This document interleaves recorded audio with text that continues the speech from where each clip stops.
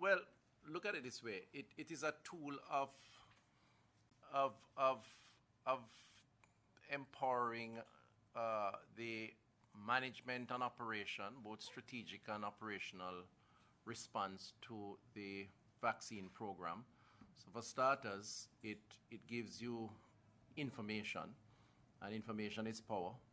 So for example, you can determine down to the parish and maybe beyond who are the ones that have been vaccinated.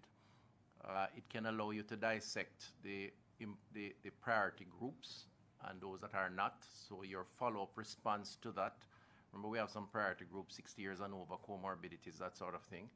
So that kind of information gives you significant capacity to quickly analyze and to deploy. And there are elements of the program that are yet to be introduced, like a mobile vaccine initiative that will go into communities to capture those or to encourage those who need to be vaccinated. So from that perspective, it really is very, very important to have that kind of information.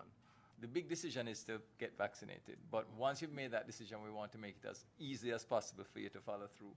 And I think between being able to go online, book your appointment, and then show up and actually be served in that 1 hour time slot that you choose, and as the lady said on the video, have a very good experience, I think that word of mouth starts to get out. So I think the idea behind this is to make it as absolutely easy as possible once you've made that decision to then go ahead and get vaccinated. This allows us to understand which groups are being left behind, and that makes it easier to come up with solutions. For example, probably outreach vaccination program can be set off so that we can go to those groups that are unable to move or come to the health centers, etc. So the availability of data allows us to think strategically how to reach the most unreachable.